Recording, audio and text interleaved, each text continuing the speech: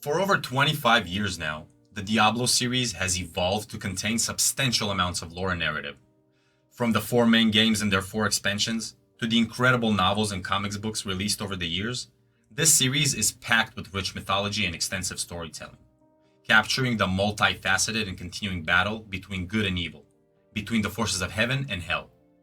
The story combines elements of dark fantasy and fiendish themes with its chillingly hellish aesthetics and gothic adventure. With the fourth game out now for a couple of months, I wanted to provide a quick overview of the base story of the series. There is considerable amount of lore, so I wanted to condense it a little to make it a bit more approachable for all fans, new and seasoned alike. So go ahead and grab your gear, get the health and mana potions ready, and let us head out on one hellish ride across divine realms and twisted realities. Diablo 1, Chapter 1. Diablo takes place in the human realm of Sanctuary, but the war known as the Eternal Conflict covers two other realms as well, the High Heavens and the Burning Hells. Ever since their creation, the angels of heaven and the demons of hell have been at war with one another. As eons passed, several angels and demons grew weary of the war, so they created the mortal plane of Sanctuary, with their first offsprings being named Nephilim, who later gave rise to humans. During the Great War, the actions of the seven evils of hell led to their scatter by the host of heaven, with the three prime lords of evil being Diablo, Mephisto, and Baal getting banished to Sanctuary, depleted of power. Diablo is the Lord of Terror. He was the progenitor of chaos in the mortal realm until a group of magi called the Horadrim trapped him and his demonic brethren in divine fragments known as soulstones. Diablo's soulstone was concealed deep in the ground under a monastery and soon became forgotten. However, as time passed, a town named Tristram grew around the decrepit and abandoned monastery, and Diablo took full advantage of that and began to manipulate the archbishop of the newly built cathedral to release him from his prison. The unleashed Lord of Terror then twisted the town of Tristram into a place of fear and despair. The hero of the first chapter defeated Diablo's physical form and then took in his essence by embedding the soul stone in his own forehead in an attempt to stop Diablo's growing influence.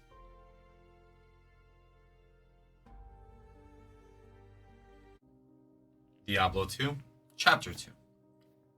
Chapter 2 begins by showing us that it was not the greatest idea to embed Diablo's soulstone into your own forehead and absorb his essence in an attempt to contain it. The first hero was turned and corrupted by the Lord of Terror, unleashing more horrors and monsters onto the world, thus continuing the diabolical chaotic reign of terror from the first chapter. Now known as the Dark Wanderer, the twisted hero is attempting to free Diablo's other brethren, Mephisto and Baal, to bring upon the fires of damnation to Sanctuary and the High Heavens. Once reunited, the three open a portal to hell, but the hero of the second chapter manages to vanquish Mephisto as well as Diablo and disintegrate their soulstones within the Hellforge to prevent their return.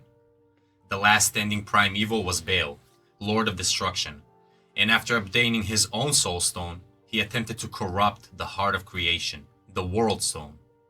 The ensuing battle between the hero and Baal's ultimate demise weakened the boundaries between the realms of heaven, hell, and the mortal world of Sanctuary, as well as fully corrupting the World Stone. The Archangel Tyrael had no choice but to destroy it before the demonic powers of hell took root in Sanctuary. The destruction of the World Stone will not lead to consequences that would be fully known only until 20 years later. Diablo 3, Chapter 3. The third chapter begins 2 decades after the events of the previous chapter. Deckard Cain, the last surviving descendant of the original Horadrim Magi Order, is back as he explores Tristram Cathedral.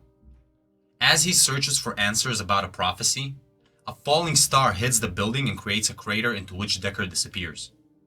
After investigating the crater and rescuing Deckard and his ward, the hero of the chapter finds the Archangel Tyrael and helps restore his memories. Following his recovery and learning about the indifference that his brethren had toward the plight of humanity and the demonic plague in Sanctuary, Tyrael chose to become mortal so that he can help warn humans about the return of the prime evils. In the wake of this threat, the hero must counter rising demonic forces and search out the Black Soulstone, which has the power to imprison all 7 lords of hell. However, the hero and their partners are betrayed, and the Black Soul Stone is used to resurrect Diablo with Deckard's ward Leia as his vessel. Diablo now has all 7 souls of the lords of hell within him, and begins his assault on the high heavens. In a cataclysmic battle, Diablo is finally vanquished by the hero and his allies. Tyrael decides to stay in heaven, wishing to forge a bond between them and Sanctuary.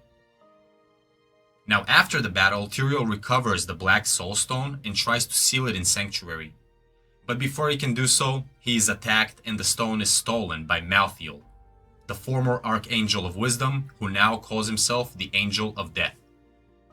Malthael is determined to wipe out humans, believing them to be demonic thanks to their origins as the offsprings of both angels and demons. He manages to break the Black Soul Stone and absorb the powers of the 7 evils. A battle with death itself ensues, as the hero faces off against the powers of both heaven and hell in an attempt to bring peace to Sanctuary. The hero lands the defeating blow on Malthael, destroying him for good, but also freeing the 7 evils once more in the process. Diablo 4, Chapter 4. After the destruction of the Black Soul Stone, the defeat of the Prime Evil, and the fall of the Angel of Death, millions have been slaughtered by the actions of the high heavens and burning hells alike, and the people of Sanctuary found themselves struggling through the darkest of ages. 5 decades have passed, and as some sort of semblance of regular life begins to resume, a threat older than the land itself starts to rise.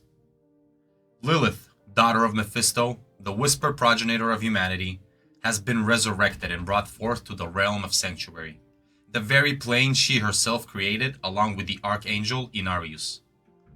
Her grip cuts deep into the hearts of men and women alike, cultivating the worst in its inhabitants and leaving the world a dark, hopeless place.